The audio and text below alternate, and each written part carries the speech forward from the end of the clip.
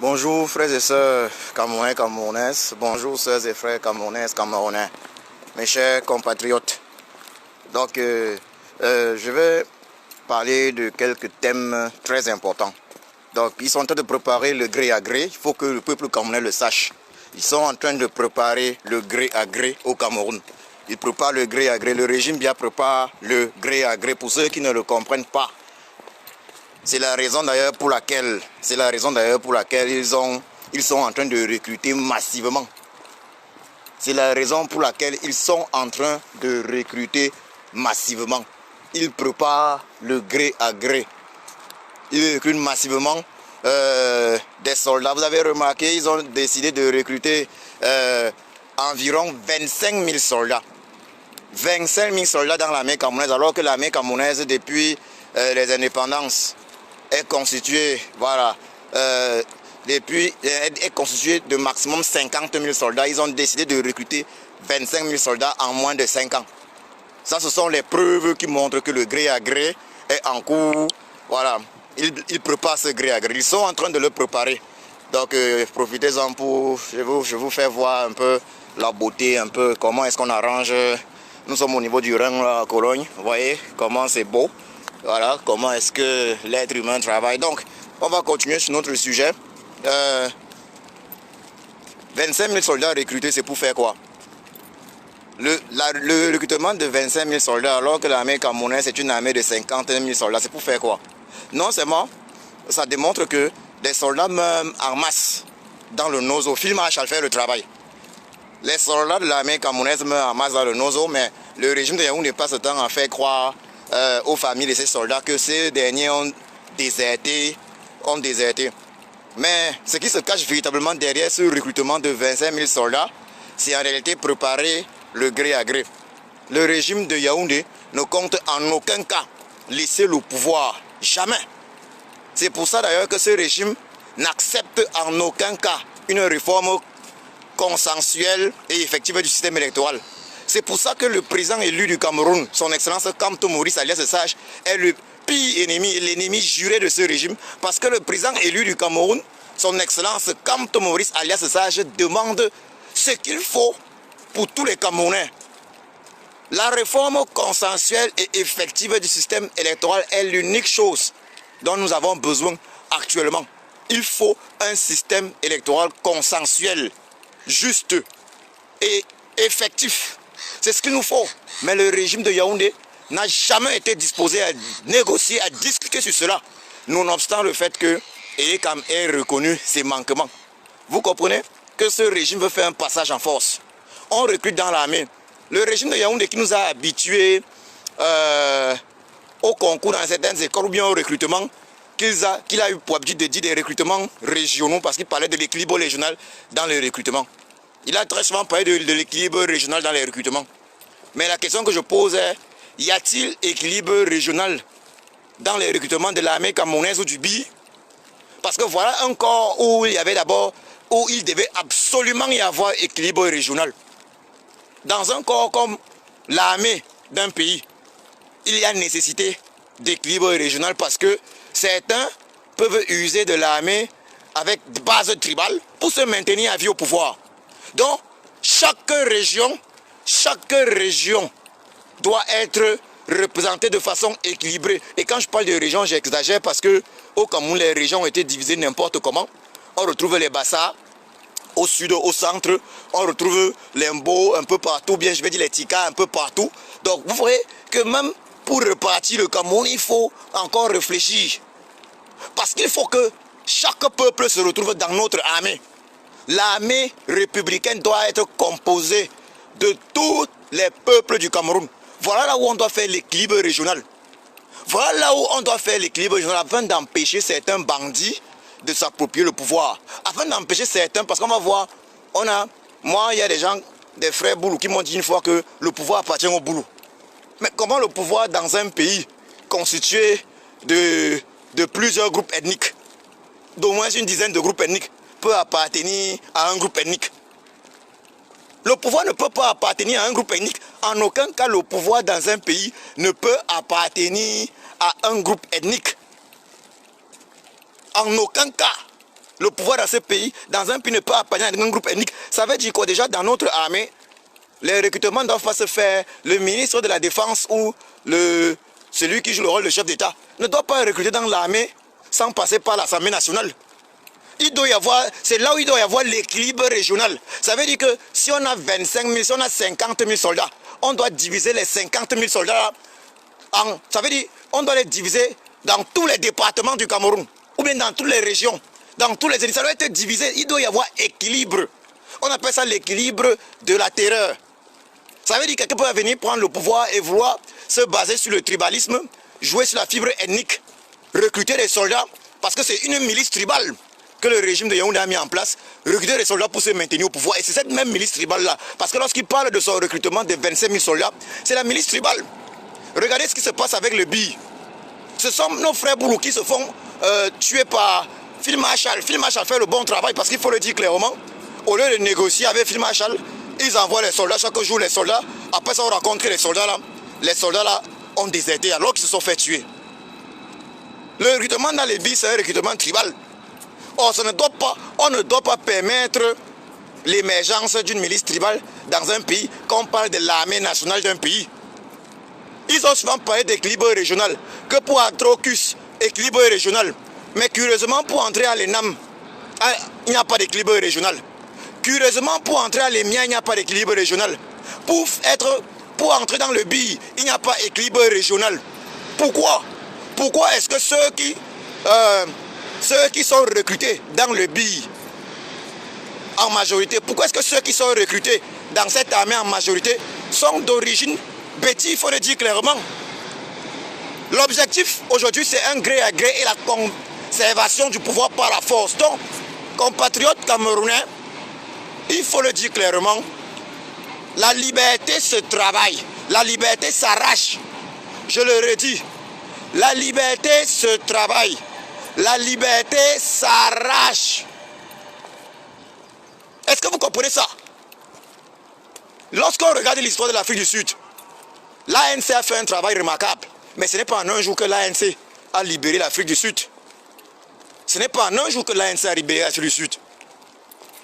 C'est un combat de longue haleine, il faut travailler. Il faut travailler cela. Il faut travailler afin d'être libre.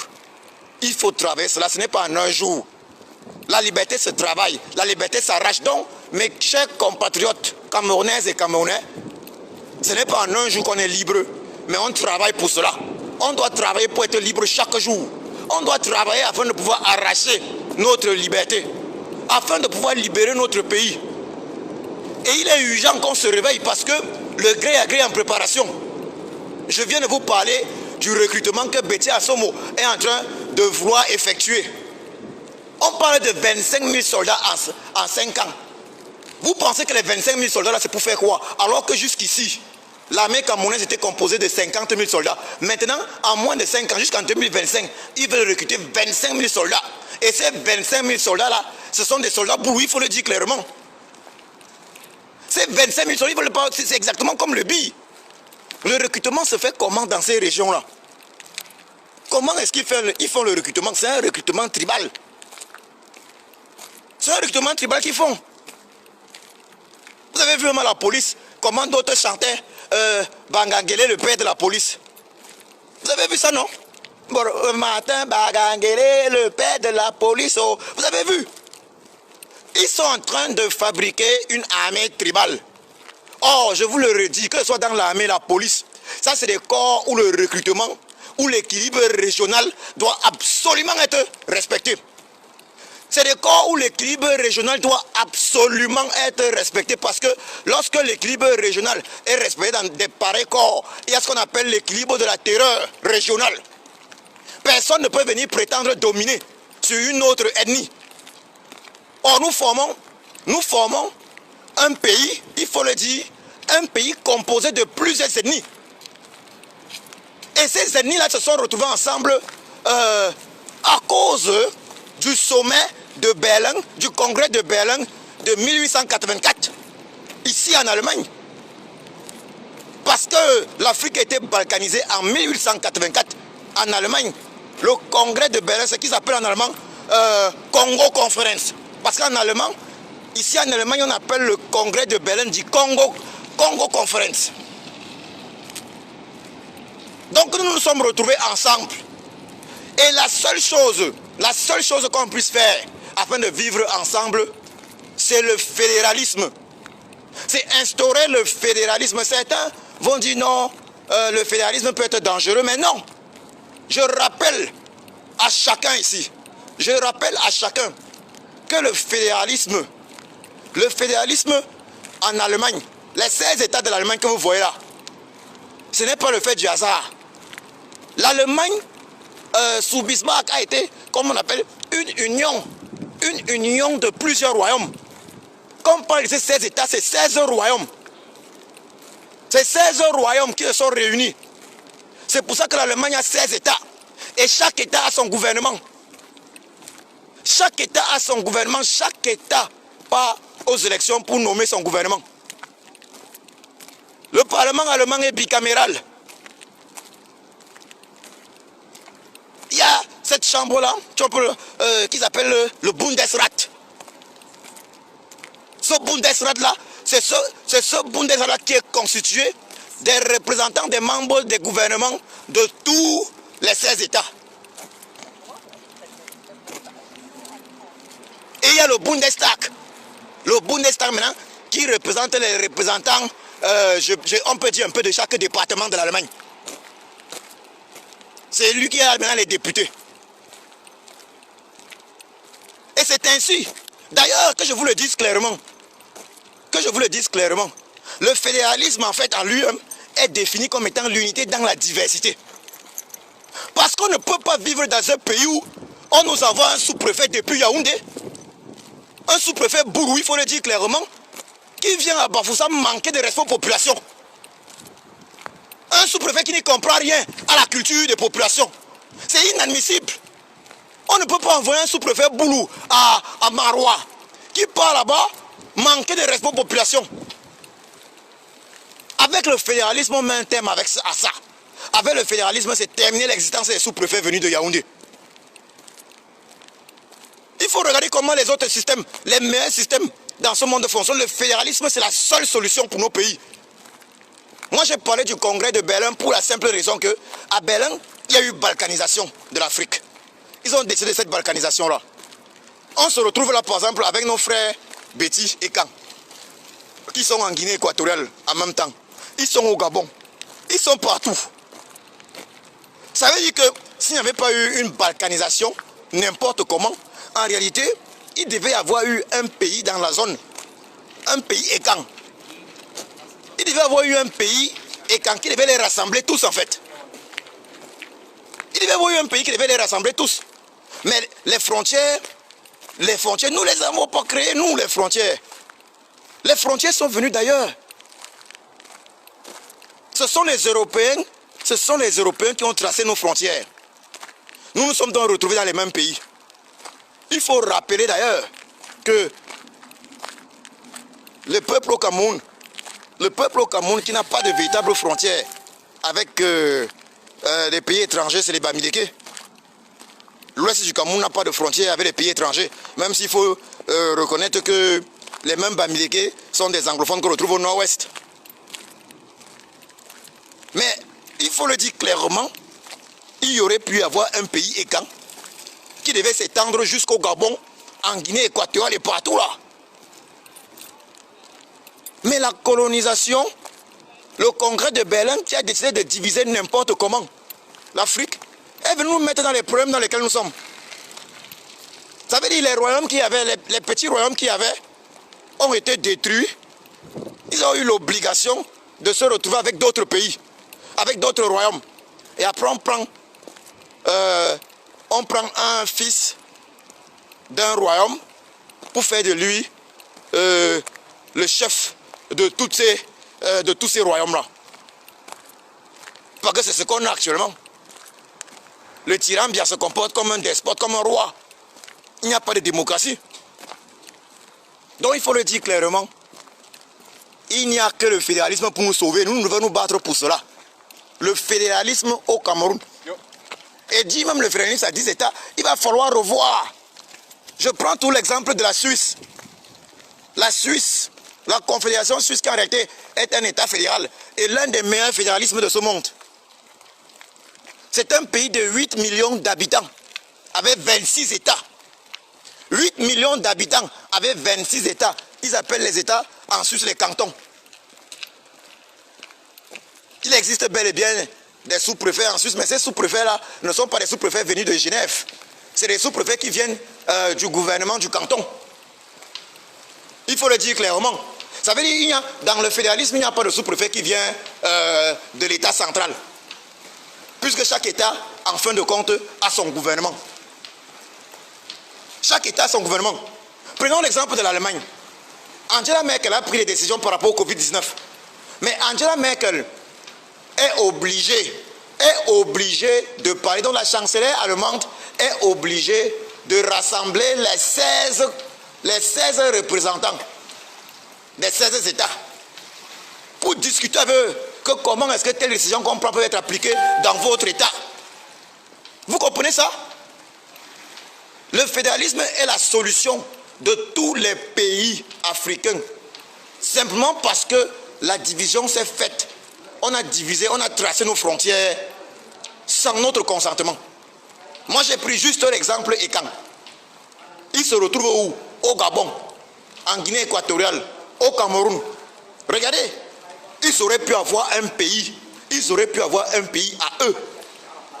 Mais non, on a créé avec la balkanisation de l'Afrique, depuis le congrès de Berlin, une situation où des multiples peuples se sont retrouvés dans un pays et on prend le membre d'un peuple qui vient faire 40 ans au pouvoir.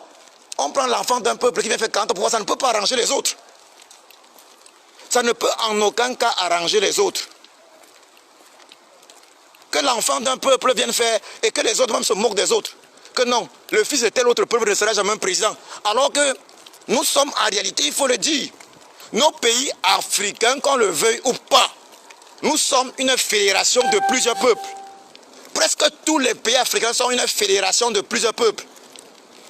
On ne peut pas parler d'unité. On ne peut pas parler d'unité dans nos pays africains sans parler de diversité. Or, la définition même du fédéralisme est l'unité dans la diversité. Donc il faut d'abord qu'on reconnaisse notre diversité et qu'on puisse l'exploiter. Et comment exploiter la diversité? Pour exploiter la diversité, il faut permettre à chacun d'avoir son mot à dire. Comment expliquer dans notre pays, par exemple, qu'il n'y ait pas de pygmées représentés à l'Assemblée nationale? Ils ont divisé le pays n'importe comment. Les pygmées qui étaient partout au sud et à l'est, ils ont divisé n'importe comment. Et les pygmées ne sont ni représentés à l'Assemblée nationale, ni nulle part. Je ne connais pas une mairie où il y a un pygmée. Qui représente dans les intérêts des pygmées? Qui représente dans les intérêts des pygmées? Nous vivons ensemble. Moi je dis le fédéralisme, ça c'est la définition du fédéralisme. C'est l'unité dans la diversité.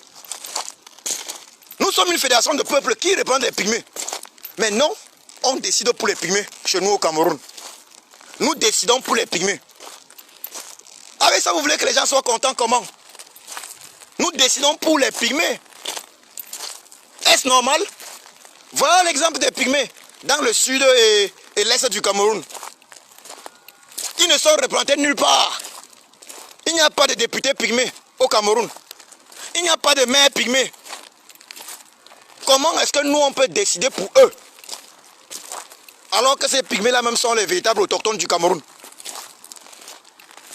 Comment pouvons-nous décider pour eux? Je le redis encore. Nous, pays africains, depuis 1884, date année du congrès de Berlin, appelé en allemand du Congo Conference. Depuis 1884, nous sommes devenus automatiquement, on a fait de nous des fédérations. Fédérations de plusieurs peuples. Parce que la manière dont l'Afrique a été balkanisée, l'Afrique au sud du Sahara particulièrement, on coupe telle partie, on envoie ici. Remarquez d'ailleurs même que même les frontières véritables du Cameroun, les Allemands avaient... le Cameroun allemand était vraiment vaste.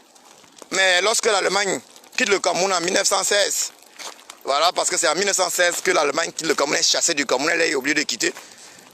Donc après 1916, pratiquement 1918, avec la SDN 18-19, le Cameroun maintenant est encore, il y a des parties du Cameroun qui sont envoyées au Tchad, au Nigeria, au Gabon, vous voyez. Mais le Cameroun était un vaste pays constitué de plusieurs peuples. Le Cameroun était un vaste pays constitué de plusieurs peuples. Et c'est ça la réalité. Ça veut dire que nous étions, avec l'arrivée des Allemands, le Cameroun était devenu une fédération de plusieurs peuples. Nous sommes des fédérations de plusieurs peuples. Et il faut donc appliquer cela. On ne peut pas être dans les faits des fédérations de plusieurs peuples et ne pas vouloir l'appliquer dans la réalité. Je vais vous prendre l'exemple, une fois de plus, de la Suisse, la Confédération suisse. Napoléon Bonaparte avait voulu unifier ce pays. Napoléon Bonaparte avait voulu unifier la Suisse. Mais lui-même, il a reconnu que la Suisse était de nature, même pas sa nature. Parce que lorsqu'on regarde le relief suisse, voyez-vous, la Suisse était de nature fédérale. Napoléon Bonaparte l'a reconnu. Donc la Suisse, qui est constituée de 26 cantons, à l'époque déjà, Napoléon Bonaparte, remarquez que la Suisse est un pays où il y a 4 langues nationales. La Suisse est un pays où il y a 4 langues nationales. Donc en fonction des États, il y a la langue nationale, il y a une langue nationale qui est la langue principale. En Suisse, il y a l'allemand qui vient en première position. Il y a le français. Il y a l'italien. Il y a une autre langue, si je ne me trompe pas, c'est le romain. Voilà. 4 langues nationales. En fonction de l'état où on se trouve. Et pourquoi? L'objectif est de permettre à chaque Suisse de se sentir chez lui. Mais nous, on est dans un pays au Cameroun où nos frères anglophones même, on a voulu empêcher qu'ils ne soient à l'aise, même chez eux, dans le nord-ouest et le sud du Cameroun. On envoie des juges et procureurs francophones dans ces zones. Ça veut dire que quand le frère anglophone même est jugé, anglophone du Cameroun, il ne comprend même pas ce qu'on lui dit. Vous comprenez à quel point on est descendu très bas? Et c'est pour ça que j'ai d'ailleurs rappelé ici, lorsqu'on prend en compte tout ce qui se passe, parce qu'il faut se servir de l'histoire pour avancer, je l'ai dit, nous avons besoin d'un fédéralisme où les juges des différentes cours et des différents tribunaux seront élus. D'ailleurs, en Suisse, il faut le rappeler parce que l'indépendance du système judiciaire de la Suisse vient du fait que les juges sont élus. Les juges sont élus en Suisse. Les juges fédéraux sont élus. Ils sont élus par ils appellent ça, leur parlement, c'est le Grand Conseil, si je ne m'abuse. Ils sont élus. Et c'est cette direction-là que nous devons prendre. Les juges doivent être élus. Parce que si les juges sont élus, qu'on le dise clairement, si les juges sont élus, alors on n'aura plus de juges qui viendront travailler pour le chef de l'État en place. Il faut élire des juges dans nos pays. Qu'on se le dise clairement, il faut élire des juges. Et là, ces juges-là vont trancher comme ça se doit. Ces juges-là vont trancher comme ça se doit. On n'aura plus les Atangana Clément du Conseil constitutionnel. Ce sont des juges qui doivent... Les juges doivent également rendre compte au peuple. Parce qu'ils peuvent faire venir là, ils rendent compte exclusivement à celui qui les a nommés. Non! C'est quoi l'indépendance du système judiciaire? Le système judiciaire est indépendant si et seulement si il n'a pas de compte à rendre à personne excepté au peuple. Donc les juges doivent être élus. Les juges des différentes cours doivent être élus. Le peuple doit décider. Le peuple doit décider. Ainsi, on ne peut pas assister à des conneries comme au Conseil constitutionnel, où le juge sait que bon, il a été nommé par Paul Biya, il va faire le travail pour Paul Biya. C'est de ça qu'il est question. Vivement que les juges soient élus dans notre pays. Vivement. Vivement. Vivement le fédéralisme. Le fédéralisme des peuples. Parce que je dis bien des peuples, moi, je parle du fédéralisme des peuples. Ce n'est qu'ainsi que les uns et les autres vont se respecter. Ce n'est qu'ainsi. Je le redis. Tous les pays africains, pas seulement le Cameroun, presque tous les pays africains, eu égard à leur histoire, sont une fédération de peuples. Regardez comment ça se passe dans tous les pays africains. C'est la même chose chaque jour. C'est la même chose chaque jour. Lorsque tel prend le pouvoir, il est le président originaire de telle région, ça donne l'impression que c'est sa région qui dirige le pays. Mais non. Un pays ne peut être dirigé par une région. Un ensemble de peuples ne peut être dirigé par une région. Par les enfants d'une seule région. Les enfants de tous les peuples doivent contribuer. Et c'est pour ça qu'on a besoin d'un fédéralisme de peuples. Il doit y avoir les États en fonction des grands groupes populaires. C'est de ça qu'il est question. Et ces grands groupes populaires doivent être représentés. Ils doivent avoir leur gouvernement. Et comme en Allemagne, j'ai pris de l'Allemagne, où on a le Bundesrat. Le Bundesrat où c'est au Parlement allemand, il y a deux chambres, il est bicaméral. Il y a le Bundesrat et il y a le Bundestag. Le Bundesrat est constitué effectivement des représentants des gouvernements des 16 États de l'Allemagne. Or, nous, et l'Allemagne a 80 millions d'habitants, il a 16 États. La Suisse a 8 millions d'habitants, avec 26 États. Toujours dans quel but? Dans le but de représenter tout le monde. De représenter tous les peuples. Je l'ai dit dans ce direct. Je l'ai dit dans ce direct. L'Allemagne est une fédération de plusieurs royaumes. Il y avait 16 royaumes à l'époque. Ces 16 royaumes se sont unis. Le Cameroun également doit devenir une fédération de ces peuples. De ces peuples. Et c'est ainsi que le tribalisme va être banni. Pour tuer le tribalisme au Cameroun, ça je vous le dis, que les uns et les autres le veuillent ou pas, pour tuer le tribalisme au Cameroun, il est impératif que chaque peuple ait son mot à dire. Il est impératif qu'il y ait un fédéralisme où chaque peuple se sente représenté. Parce que nous sommes une fédération de plusieurs peuples de façon naturelle. Il faut également que de façon officielle, nous soyons une fédération de plusieurs peuples. C'est ça la réalité.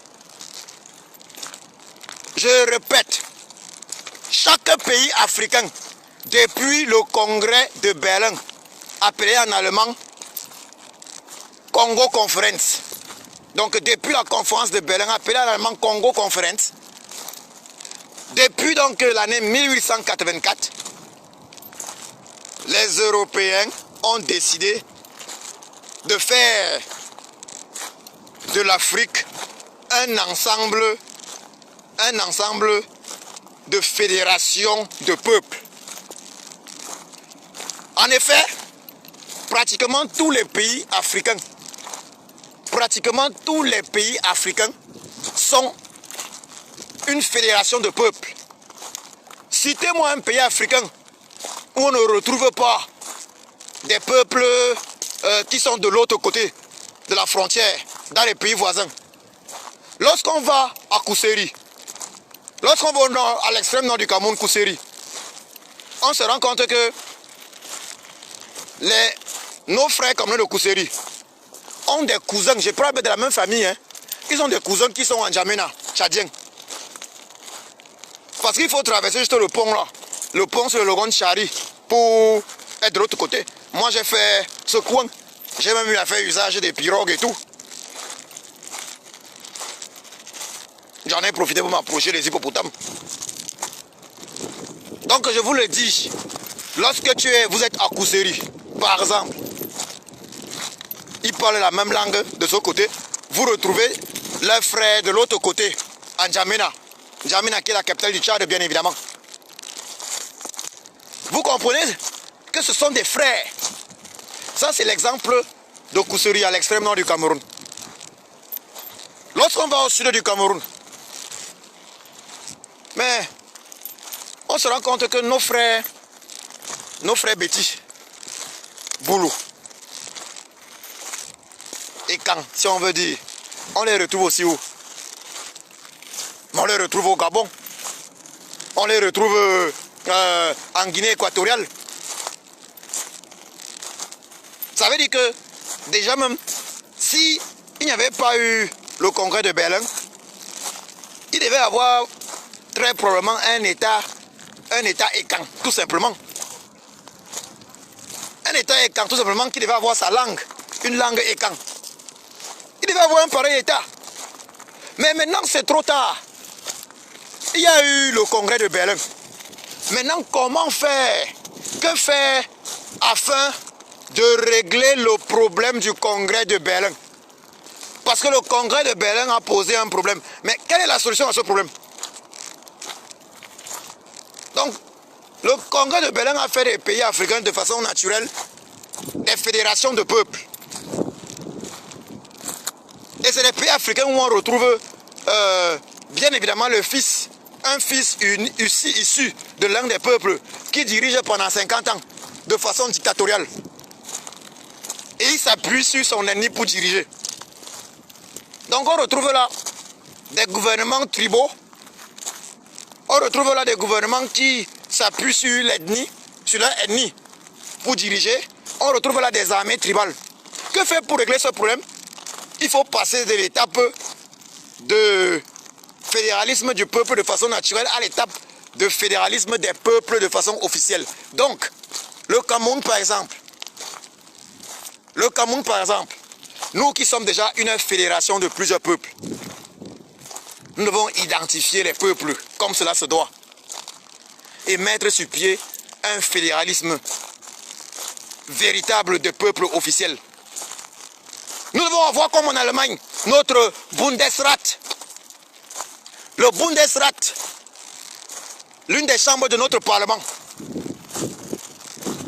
qui va représenter en réalité les gouvernements de plusieurs, de tous les peuples, donc de plusieurs États, parce que chaque peuple en réalité globalement devrait avoir un État. On doit avoir au-delà maintenant de ce Bundesrat, comme en Allemagne, le Bundestag, effectivement, avec les députés qui représentent chaque département.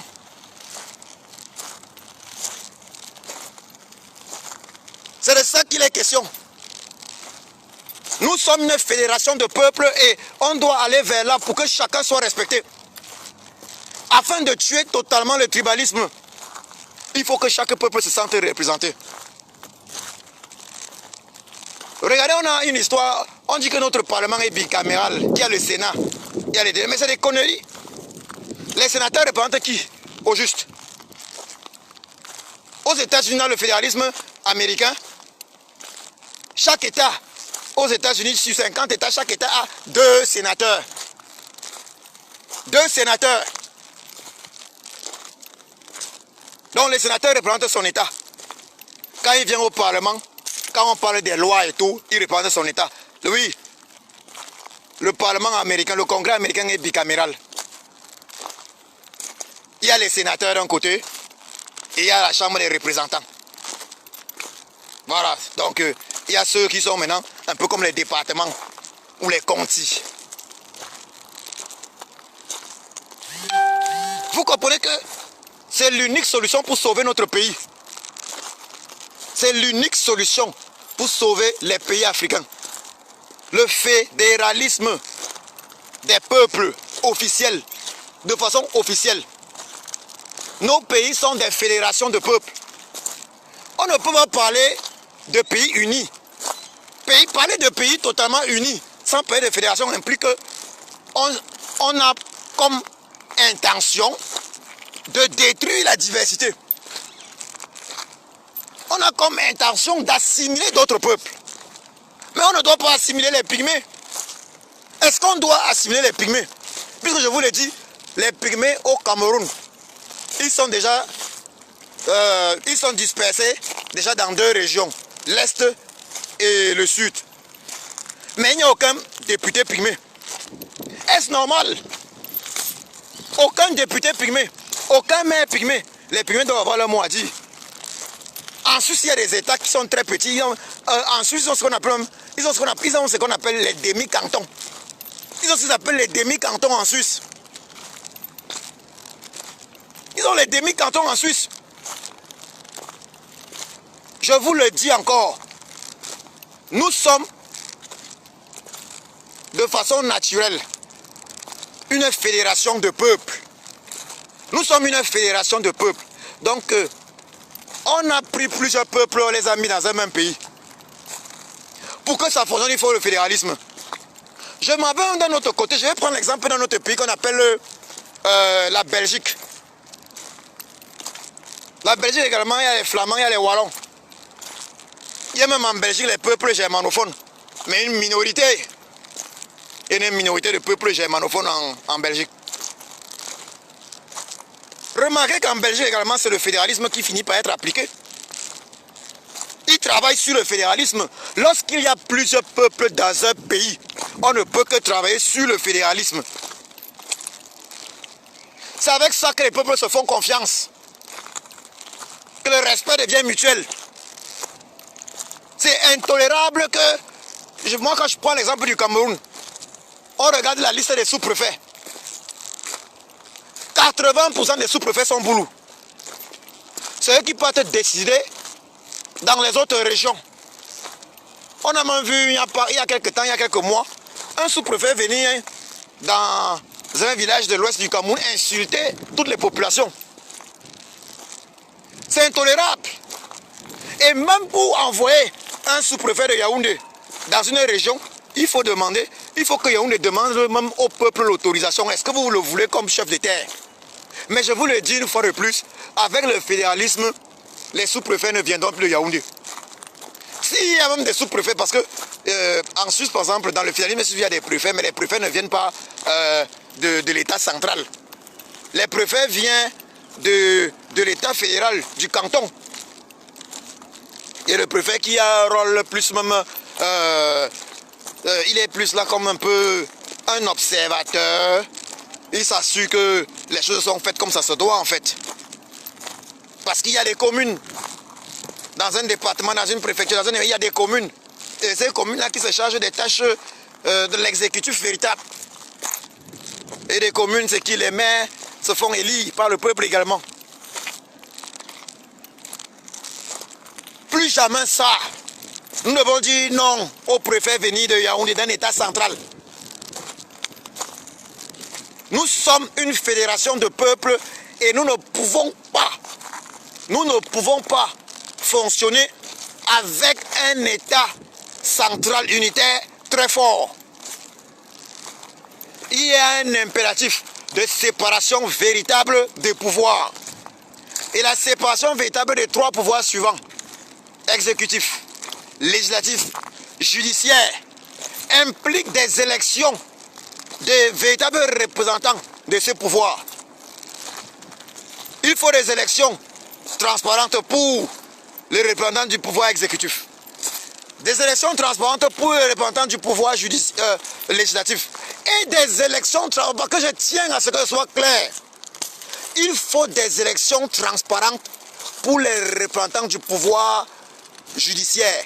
Et les véritables représentants du pouvoir judiciaire, il faut qu'on soit très clair. Ce sont les juges. Les juges des différentes cours. Juges des cours suprêmes.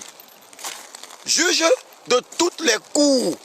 Les juges de toutes les cours doivent être élus par les populations de leur circonscription. Il faut élection. Il faut des élections à ce niveau-là. Afin que les juges sachent qu'ils ont des comptes à rendre au peuple. Afin que le pouvoir du juge ne soit plus un pouvoir dépendant du pouvoir exécutif. Parce que disons-nous clairement les vérités. Mais on nous fait croire qu'au Cameroun, bon, il y a un pouvoir judiciaire indépendant. Mais tout le monde sait qu'il n'y a jamais indépendance. Comment est-ce que le pouvoir judiciaire peut être indépendant lorsque le juge est nommé par le président de la République?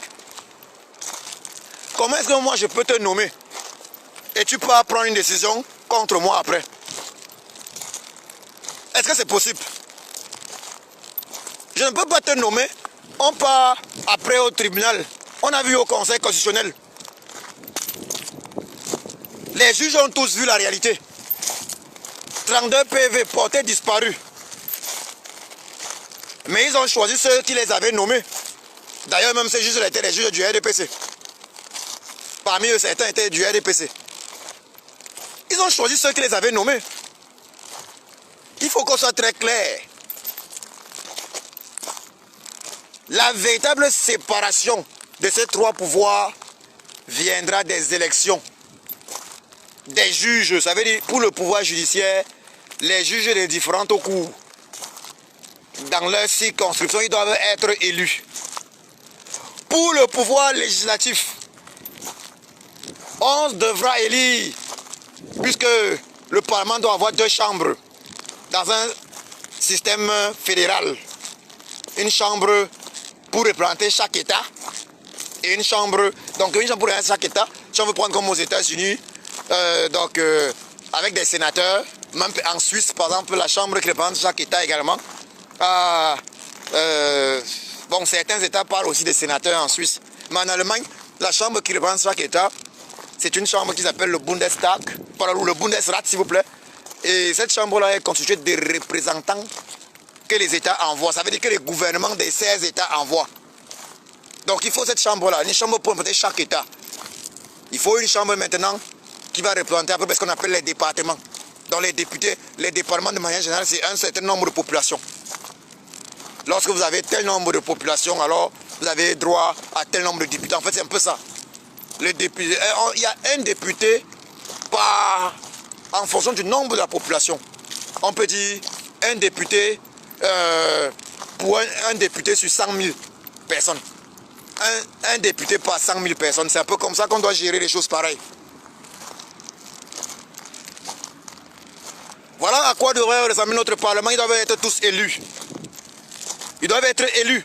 Et je le dis également, les nominations importantes dans l'armée ne doivent pas se faire sans l'aval du Parlement. Les nominations importantes dans l'armée ne doivent pas se faire sans l'aval du Parlement.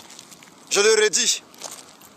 Parce qu'on n'a pas besoin de dictateurs qui vont venir nommer n'importe qui, des frères du village, afin de pouvoir faire des hold-up électoraux, braquer notre constitution. Donc même dans l'armée, il faut que certaines nominations soient autorisées. C'est dans l'armée où il y a l'urgence de faire de l'équilibre régional. Lorsqu'on entre dans un fédéralisme, dans l'armée, on ne pourra plus prendre n'importe qui. Et je dois même rappeler ceci, souligner ceci.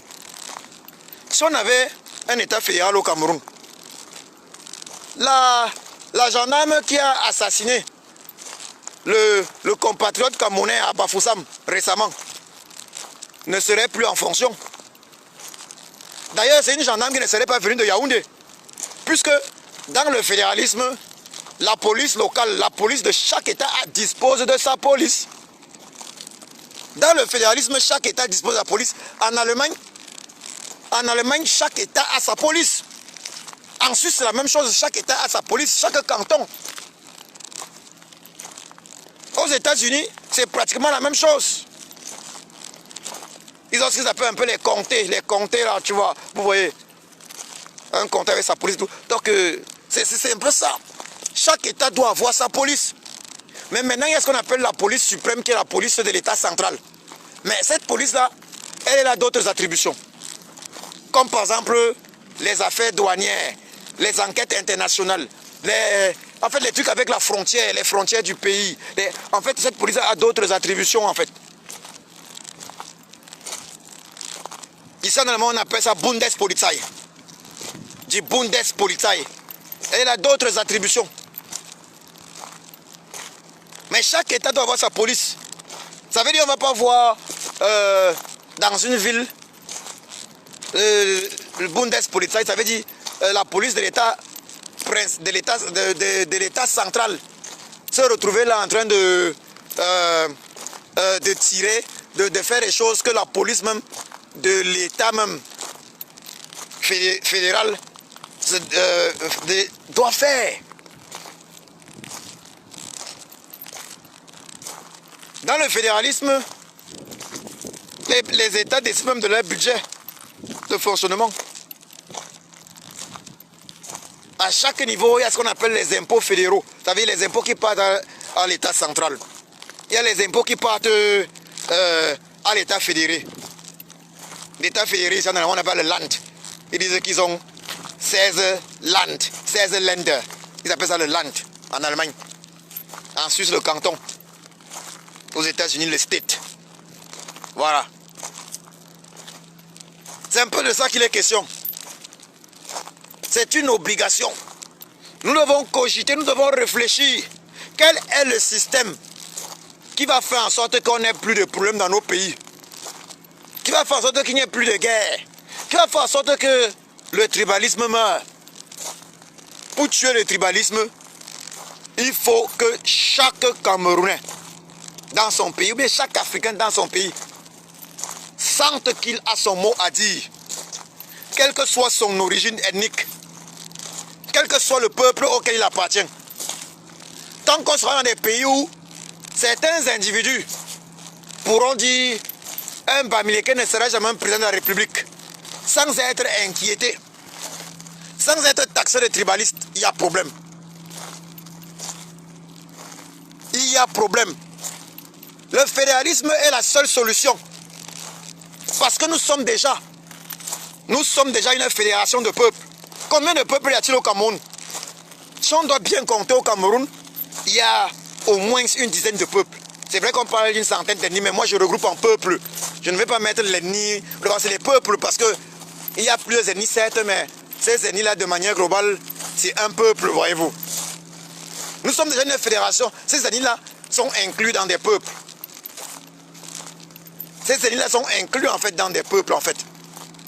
Donc moi je peux dire, on peut regrouper le Cameroun, on peut facilement regrouper le Cameroun en 10 véritables peuples, en 10 peuples, ou bien 10, 13, 14 peuples comme ça. On peut regrouper le Cameroun en 10 peuples, même au niveau linguistique, 10 à 15 peuples. Ça c'est possible. Et c'est ainsi qu'il faut faire le fédéralisme. Il faut que chaque État représente véritablement un peuple. Parce que nous sommes déjà une fédération de plusieurs peuples. Nous sommes une fédération d'ethnies, une fédération de peuples. Alors chacun doit avoir son mot à dire. Chacun doit avoir son mot à dire. Chacun doit être représenté au Parlement. Je ne parle pas de simples députés qui représentent un département, mais je parle maintenant de leurs États. Parce que chacun doit décider au niveau exécutif dans son État. Le simple député, lui, il joue un rôle très important normalement au niveau de la loi. C'est lui qui légifère de manière globale. Il vote les lois, il amende les lois. Mais l'intérêt justement, comme j'ai pris l'exemple du système allemand, avec le Bundesrat, donc cette chambre du Parlement qui est composée des représentants des gouvernements locaux. Chaque peuple devrait avoir son gouvernement. Nous sommes une fédération de peuples. Chaque peuple devrait avoir son gouvernement. Et bien évidemment, ce peuple-là, le gouvernement d'un peuple qui va se positionner d'une façon géographique quelque part, mais ce gouvernement-là ne doit pas forcément avoir des membres originaires même de ces ethnies-là, par exemple. C'est en fonction maintenant de ceux qui habitent dans ces régions. Parce que si on peut avoir ici en Allemagne des députés, qui ne sont pas originaires d'Allemagne, qui ne sont pas originaires à la base d'Allemagne, ça veut dire que dans ces histoires-là, le plus important c'est d'habiter dans une région. Mais à la base, il faut mettre sur pied la fédération des peuples. Parce que nous le sommes déjà de façon naturelle. Fédération de peuples. Et après avoir mis sur pied cette fédération de peuples, nous allons assister au recul du tribalisme. Il y a des choses qui n'existeront plus. Les gens ne viendront plus vous dire un Bamileke ne sera jamais un président. Lorsqu'on regarde le fédéralisme dans tous les pays du monde, le fédéralisme crée une certaine compétition entre les États. Et une collaboration entre les États des pays là, de ces pays respectifs. Lorsque l'État X va voir que dans tel État Y, telle chose a été faite de cette façon, ça avance bien. Mais l'État X va demander les conseils de ce côté-là. Mais on fait comment pour que ça avance mieux? Vous avez fait comme ça, là, c'est comme ça.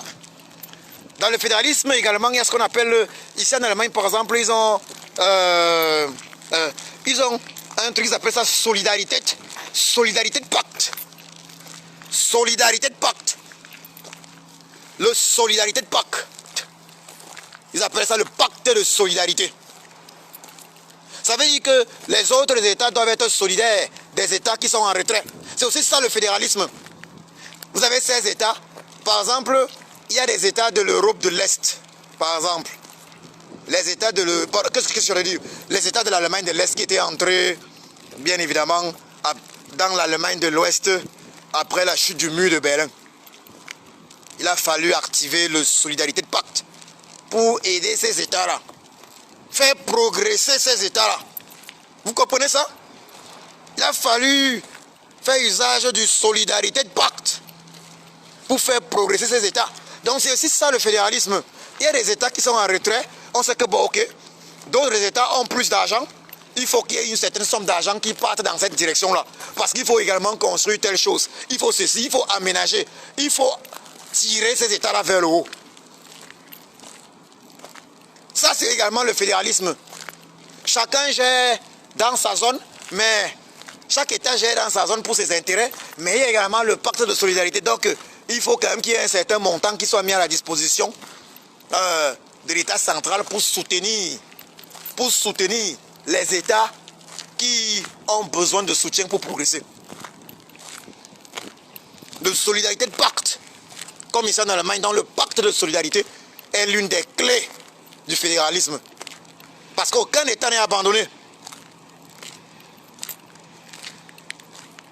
Donc vous voyez, il y a beaucoup de choses avec le fédéralisme qui vont disparaître. Le régime de Yaoundé ne souhaite pas le fédéralisme parce que au niveau des impôts qu'il bouffe, il y a un tas d'impôts qui ne boufferont plus. C'est vrai, dans le fédéralisme, il y a maintenant ce qu'on appelle les routes régionales. Les routes régionales, si on veut parler maintenant des infrastructures routières, dans le fédéralisme, il y a ce qu'on appelle les routes régionales. Ces routes régionales appartiennent aux États locaux. C'est les États locaux qui se chargent de construire les routes régionales. Et il y a maintenant les routes nationales. Les routes nationales, ce sont les autoroutes.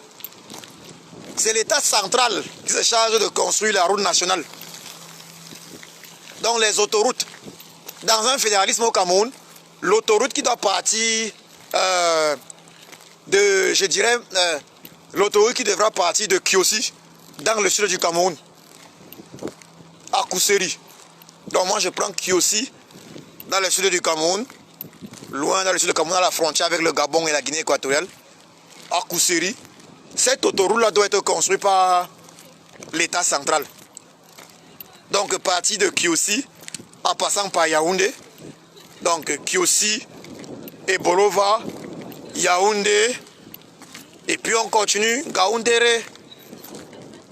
Avant de continuer sur Gaoundéré, il y a d'abord une autre ligne de l'autoroute qui lance sur Douala. Voilà, ça dépend, qui lance sur Douala, ça revient. Voilà, et on continue sur Gaoundéré, Gaoundéré, Garoua, Garoua, Maroua, Maroua, Kousseri. Cette autoroute-là doit être conçue par l'État central. C'est cela. Ce sont les différences. L'État central, lui, son rôle, c'est de faire en sorte que tous ces États-là restent, ça veut dire les liaisons L'État central a un autre rôle dans le fédéralisme. L'État central n'encaisse pas tous les impôts. Parce que si on va parler très simple, on peut dire il y a des pourcentages qui sont faits. On peut dire bon, moitié, 50 ici, 50 là-bas. 50% ici, 50% là-bas. Et n'oublions pas que même l'État local, il ne touche pas tous les impôts parce qu'il y a maintenant les impôts que la mairie touche. Il y a les impôts des communes. Tout ça doit se partager de certaine façon. Et c'est ça qui gêne énormément le régime de Yaoundé. Le régime corrompu de Yaoundé, c'est que, merde, avec le fédéralisme, il ne pourra plus manger les impôts des Camerounais comme il l'a toujours fait. Avec le fédéralisme, il y a un banditisme qui va baisser. Un certain banditisme qui va baisser, il faut le dire clairement. Parce que si l'État central abuse dans le vol, ça ne va pas empêcher aux États locaux de travailler avec ce qu'ils auront sous la main. Mais nous, on nous a mis sur pied un système où, même lorsqu'il y avait les mairies normales, ils avaient créé le poste de délégué du gouvernement. Aujourd'hui, ils ont changé ça, ils ont maintenant parlé d'un super maire. Ils ont changé ça. Mais ils mettent tout en œuvre pour empêcher aux élus du peuple de travailler. Nous sommes dans un système unitaire, totalitaire, abusivement centralisé. Oh, on ne peut pas avoir ça, je leur ai dit, on ne peut pas avoir ça. Alors que nous sommes en fait une fédération de plusieurs peuples, de façon naturelle, depuis 1884, depuis le congrès de Berlin de 1884, depuis l'arrivée des Allemands au Cameroun. Le Cameroun est une fédération de plusieurs peuples, comme pratiquement tous les pays de l'Afrique au sud du Sahara. Donc le seul système susceptible d'être parfait pour nous, c'est le fédéralisme qui est défini comme étant l'unité dans la diversité. Moi, je préviens, je dis ceci.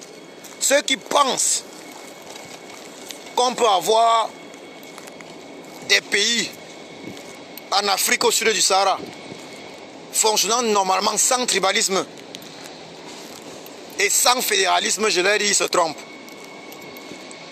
Parce que certains iront toujours au vote en pensant d'abord à voter le frère originaire du même peuple que eux.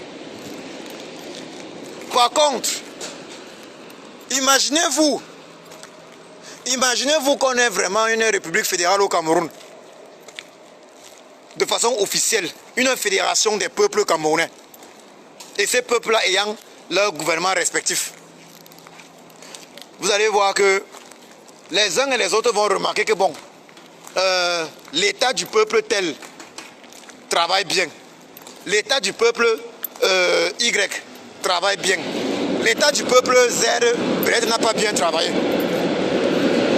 Et c'est ainsi que lorsqu'on va aller aux élections présidentielles,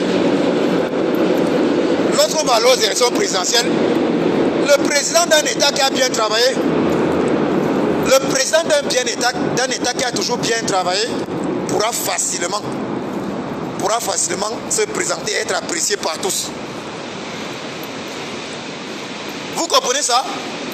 Avec le fédéralisme, il est très facile pour le président d'un État qui a bien travaillé, pour le gouverneur d'un État qui a très bien travaillé, d'être apprécié par tous. Il pourra dire, bon, vous voyez, j'ai fait en 5 ans, 10 ans de mandat dans tel État. J'ai changé ceci, j'ai changé cela. Voilà ce que j'ai amené, voilà mon know-how. Maintenant, je veux amener le même know-how au niveau national. Est-ce que les gens vont encore parler à ce moment-là de tribalisme? Non. Non. Les gens ne parleront plus de tribalisme. Les gens réfléchiront maintenant que nous-mêmes, notre peuple, on a élu tel. Ça n'a pas trop donné. Mais voilà quelqu'un qui est élu pourra, oui, c'est comme ça. Donc que les uns et les autres n'aient pas peur du fédéralisme. Lorsque le fédéralisme est bien conçu, Lorsqu'on rend la fédération des peuples officielle et que c'est bien conçu, tous les peuples en profitent. Et ça met un terme au tribalisme. Ça met un terme au tribalisme. Lorsqu'on rend la fédération des peuples officielle, on se rend compte maintenant, effectivement, de ceux qui travaillent vraiment et de ceux qui ont toujours voulu faire usage du tribalisme afin de se maintenir au pouvoir. Parce que, en rendant la fédération des peuples officiels, dans le Cameroun, là, il y aura un État écan. Vrai, il y aura un État écan. Maintenant, si c'est que nos frères écans veulent voir bien être celui qui va présider à leur destinée dans leur petit État, ou bien veulent voir un malhonnête femme d'Ongo gérer leur petit État, mais eux-mêmes ils vont se rendre compte clairement que pendant qu'ils gèrent comme ça, au nord les choses se passent différemment. Il y a les États, certains États au nord ont progressé. Certains États dans d'autres régions littorales ou bien à l'ouest ont progressé. Et là, ils demanderont des comptes. Ils demanderont des comptes à ceux qui les dirigent. Vous comprenez ça? Et c'est ainsi que le tribalisme meurt. C'est ainsi que quand les gars partent pour les élections, les gars maintenant ils réfléchissent à vraiment qui va venir faire le travail. Parce que dans le fédéralisme, des élections très importantes, ce sont les élections des régions. Lorsqu'on est dans une région, d'un peuple et tout, il faut choisir le bon gouvernement dans ton peuple. C'est lui qui va te faire progresser. Si tu choisis mal, tu ne pourras pas t'en prendre à d'autres personnes. Et tu pourras facilement connaître qu'ils travaillent mal parce que tu vas te rendre compte que votre gouvernement local que vous avez élu travaille moins bien que le gouvernement local qui a été élu dans une autre région. La comparaison sera facile. Imaginez-vous un fédéralisme avec une dizaine d'États représentant une dizaine de peuples principaux du Cameroun. Mais ceux qui vont mal travailler dans leurs États, mais ils vont être... maintenant, on remarquera facilement. Les uns ne viendront plus faire les campagnes en disant que non, c'est les Bamileke, il faut les éviter. C'est les ceci. Non, non, non, non. Quand ils viendront faire leur campagne, comment ils vont diriger, gouverner dans leur région? Ils vont parler maintenant, vrai, de ce qu'ils vont faire pour le peuple. Il ne faut pas avoir peur du fédéralisme. Nous sommes déjà une fédération de peuples. Il faut seulement l'officialiser. Que chacun se sente à l'aise. Ce régime inclut les histoires d'autochtones, de ceci. C'est le fédéralisme qu'il fallait introduire depuis parce que nous sommes, quoi que dans une fédération du peuple, on doit respecter ça. Il n'est pas question de pratiquer l'assimilation. Moi, je veux voir dans notre pays un petit État de pygmées, par exemple. Parce que les pygmées, quand même, ils sont nombreux au Cameroun, hein. Il faut le dire clairement. Dans le sud du Cameroun, ils sont marginalisés. À l'est, ils sont marginalisés, mais ils sont nombreux. Ensuite, il y a des très petits États. Je dis qu'il y a même les demi-cantons, ils appellent les très petits États. Les pygmées méritent d'être représentés. Ils méritent d'être représentés pour leur dignité. La dignité pygmée mérite d'être restaurée, par exemple. Et ça passe justement par quoi? Pas une simple représentante d'un député au Parlement qui pourra voter certaines lois, mais même un petit État ou un demi-État. Les Suisses, ils parlent de demi-canton. Dans une zone géographique. Maintenant, on pourra montrer à ceux-là, voilà comment il faut structurer les choses. Soutenir. J'ai parlé du pacte de solidarité allemand.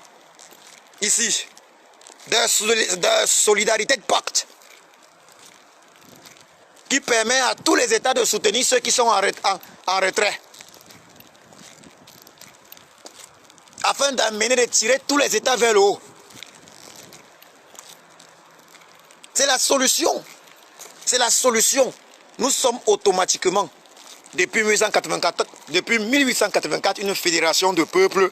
Alors rendons-la officielle, travaillons dans ce sens-là. Mais tant que nous allons nier le fait que nous soyons une fédération de peuples, tant que nous allons vouloir en fait pratiquer l'assimilation de d'autres peuples, refuser aux autres peuples l'autodétermination. Parce que quelqu'un ne peut pas être là originaire d'un peuple Il prend le pouvoir. Il met 50 ans au pouvoir. Et il continue de dire qu'il y a un autre Camerounais. Parce qu'il est originaire d'un autre peuple, on dit que non. Lui, comme il est Bamileke, ne sera jamais au pouvoir. Ou bien on commence à dire qu'il a soif du pouvoir, alors que les autres, l'autre a mis 50 ans au pouvoir. Ce n'est pas possible. Donc je l'ai redit, le fédéralisme, seule solution. L'armée, notre armée, l'armée camerounaise, les recrutements doivent se faire dans notre armée en prenant en compte l'équilibre régional. C'est un impératif. Lorsqu'on forme une fédération de peuples, les recrutements dans l'armée doivent se faire en tenant en compte l'équilibre régional. Afin qu'aucune milice tribale ne puisse être formée. Même les postes clés. Ça veut dire que même les règlements dans l'armée, certains postes doivent passer par le Parlement. Le Parlement doit dire oui, on est d'accord. Et c'est pour ça qu'il est important d'avoir un Parlement bicaméral. Donc un Parlement où il y a maintenant la représentation des différents États. Des différents États de la fédération. Chaque État doit confirmer que oui, on est d'accord. Afin qu'il n'y ait jamais d'armée tribale. Afin que certains individus fous de pouvoir ne viennent pas mettre sur pied une armée tribale pour récupérer le pouvoir. Pour eux tout seuls. Et je vous assure, le fédéralisme, le fédéralisme crée la concurrence. Dans le fédéralisme, il y a même la concurrence entre les États. Il y a même la concurrence entre les États dans le fédéralisme. C'est-à-dire que les États du même pays se font la concurrence. Et une concurrence positive, parce qu'il y a les concurrences positives. Que non, moi je vais faire comme ça, là. À la fin de l'année, on verra que moi j'ai réalisé ceci. Mais même l'État X, quand l'État X progresse, mais même l'État Y comprend que non, lui doit travailler. L'État Y comprend que non, mais ça ne donne pas les chiffres, ça ne donne pas. Que mais vous avez fait telle chose. On arrive dans tel état, ils ont fait comme ça, ils ont fait comme ça là. Voilà comment ils ont développé. Vous pensez que ça ne va pas faire avancer? Ceux qui ne veulent pas du fédéralisme au Cameroun, dans nos pays africains, puisque nous sommes déjà de façon naturelle une fédération de peuples, c'est des malhonnêtes qui n'ont jamais voulu travailler. Pour preuve, le tyran Bia a fait disparaître la deuxième étoile du drapeau du Cameroun. C'était en 84, si je ne m'abuse. Et depuis là, il a amené le Cameroun à quel niveau? Le seul objectif, c'était de profiter des impôts. Le seul objectif, c'était de profiter des impôts des Camerounais. C'était de détruire le Cameroun, de perdre le Cameroun. Il a tout centralisé. C'est lui qui doit prendre les yeux. Soyons sérieux. Est-ce qu'un homme même est capable, un seul être humain, est-ce qu'un seul être humain est capable de prendre toutes ces décisions-là? C'est même plutôt bien quand il y a une décentralisation du pouvoir. C'est même plutôt bien. Quand il y a une... Mais le Cameroun avance justement pas parce que les pouvoirs sont concentrés sur un seul homme. Et cet homme-là qui est devenu entre-temps une photo. Et je vous l'ai dit d'ailleurs. D'ailleurs même, papa Albert nous a dit récemment que ce n'était même pas lui au deuil de sa soeur. Donc en fait, il a confirmé la vacance présidentielle. Et il la prépare avec ce recrutement de 25 000 soldats.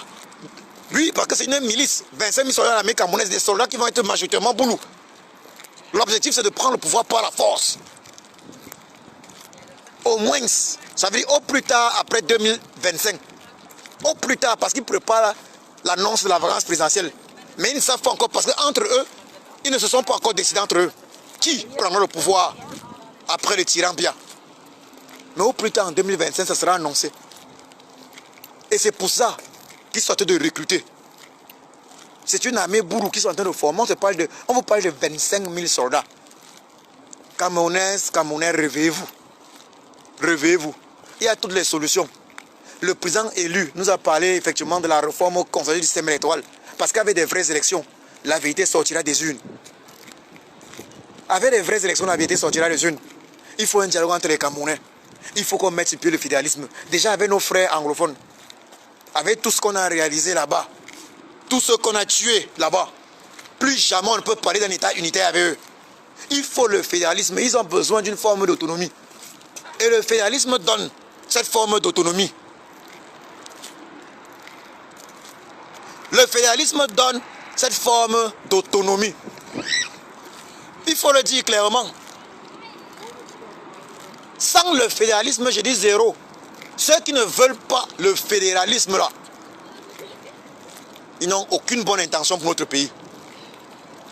Je dis ils n'ont aucune bonne intention. Imaginez-vous, quand même, soyons honnêtes. Je vais voir par exemple mon boulot qui ne veut pas le fédéralisme. Mais le boulot ne veut pas le fédéralisme parce que c'est son frère Boulou qui est au pouvoir. Si c'était un autre pouvoir, par exemple un nordiste, il devait te dire qu'il veut le fédéralisme. Le Boulou devait même te dire qu'il veut le fédéralisme. Pour preuve, depuis que nos frères Boulou se rendent compte qu'ils peuvent perdre le pouvoir, ils parlent de plus en plus de l'État Ekan. Moi, je n'ai rien contre l'État Ekan. Je n'ai rien contre des États au Cameroun. Parce que nous sommes de façon naturelle une fédération de peuples. Et pour que chaque peuple soit représenté, soit honoré, il faut le fédéralisme. Et je l'ai dit dans ce direct.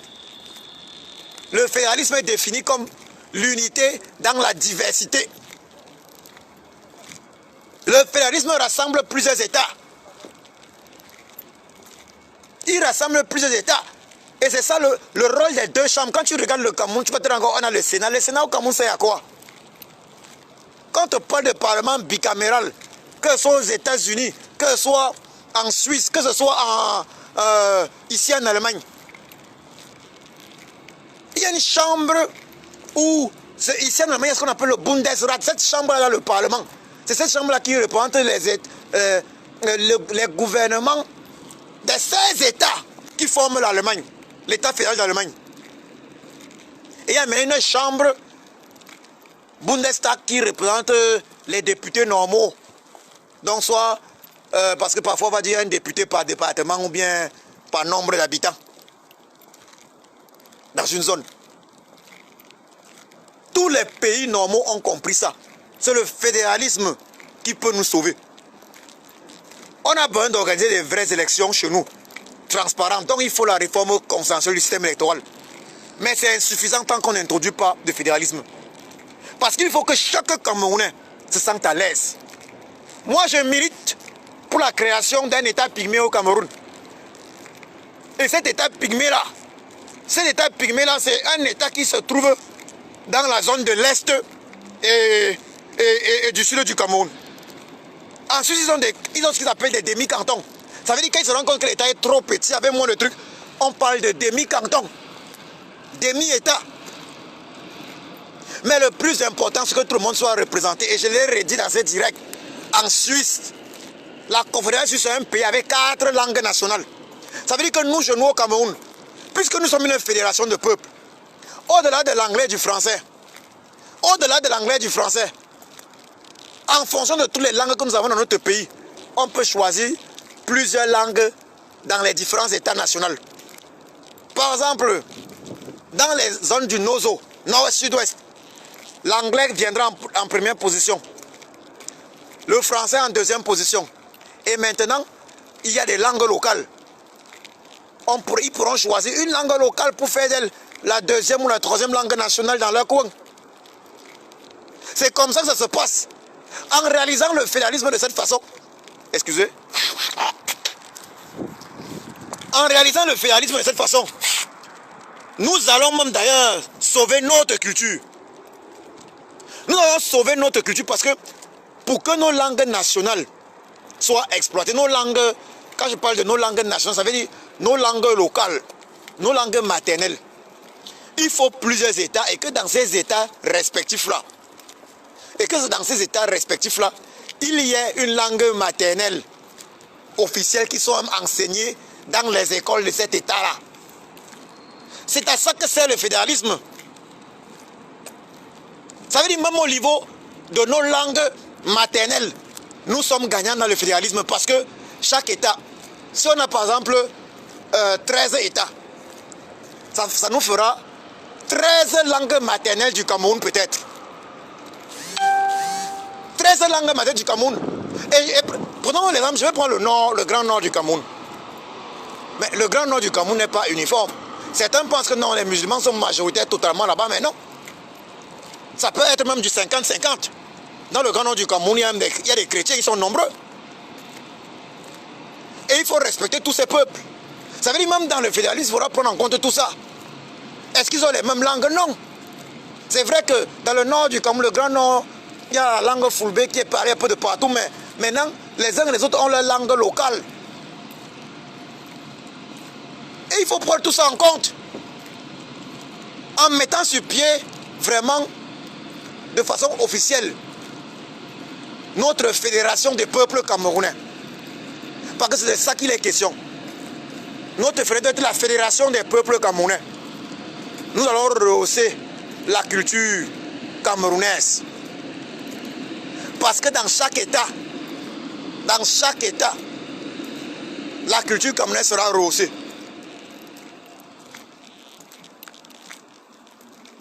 La culture de cette région-là sera rehaussée. C'est ça la réalité. Il faudra absolument rehausser la culture de chaque État. J'ai pris l'exemple de la Suisse, 4 langues nationales. Tous les États en Suisse n'ont pas la même langue nationale officielle. En première position parce qu'il y a plusieurs langues, mais c'est ça. Prenons le cas du Canada. Le Canada également, c'est du fédéralisme. Il y a les États, il y a 2 États, il y a 2 langues nationales. Anglais, français. C'est ça la réalité. Donc moi je vais terminer en disant, évidemment, dans tout système démocratique qui se respecte, il faut la séparation totale des pouvoirs. Il faut séparer totalement les pouvoirs. Et on a 3 types de pouvoirs. L'exécutif, le législatif et le judiciaire. Il faut séparer tout ça.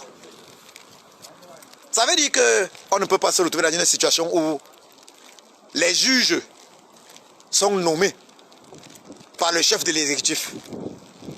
Parce que les juges là sont ceux-là qui représentent véritablement le pouvoir judiciaire. Le pouvoir judiciaire est véritablement représenté par les juges. Les juges doivent être élus par les populations de leur circonscription. Ils doivent être élus, je dis bien élus, parce que le juge dans un tribunal ne doit avoir de compte à rendre à personne excepté au peuple. Le juge dans un tribunal ne doit avoir de compte à rendre à personne excepté au peuple. Le juge ne doit se rendre redevable, ne doit se sentir redevable de personne excepté le peuple qu'il a choisi pour juger les affaires du peuple, qu'il a choisi pour être le gardien de nos lois, de nos constitutions. Excusez. Vous voyez, excepté le juge, vous voyez, excepté le peuple, le juge ne doit être redevable à personne. De la même manière que les députés ne doivent être redevables à personne, excepté au peuple. Tout comme le président de la République.